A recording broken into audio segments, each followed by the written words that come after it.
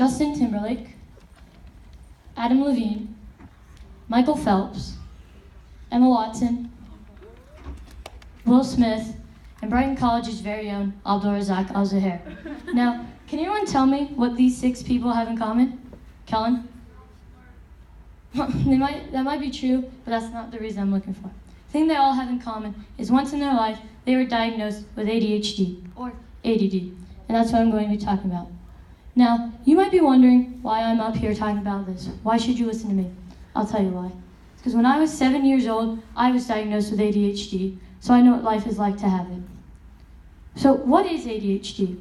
ADHD stands for Attention Deficit Hyperactivity Disorder. What that means is someone with ADHD struggles to focus and can't sit still, which makes life much harder, especially in school. So what causes ADHD?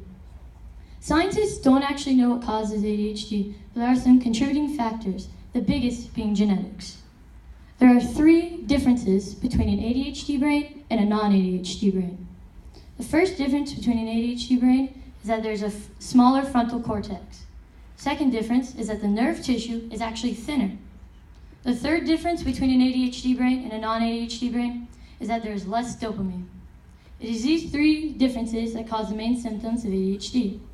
Symptoms of ADHD include restlessness, short attention span, makes careless mistakes, has trouble being organized, talks out of turn, and generally can't stop talking. So how do we treat ADHD? There are many ways to treat ADHD with and without medicine. However, these are not cures. They just make life easier, helping the person cope with the symptoms. One treatment is yoga. Yoga helps people stay calm and be self-aware. Another treatment is behavioral therapy. Here, people learn to make checklists, use schedules, and generally be more organized. Some people choose to treat their ADHD using caffeine because it stimulates the brain to helping them to focus. The most controversial way to treat ADHD is with medicine. Most ADHD medicine, like Ritalin, work by causing the brain to create more dopamine, which makes you focus. ADHD affects me in many ways.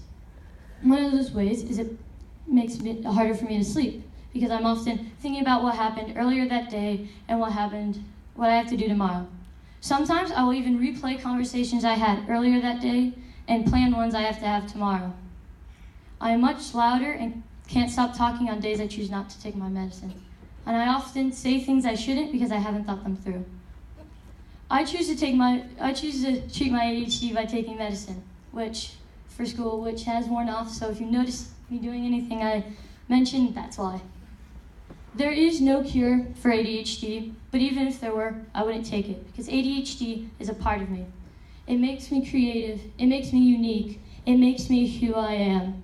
Thank you for listening. I hope you enjoyed. Most importantly, I hope you learned something new.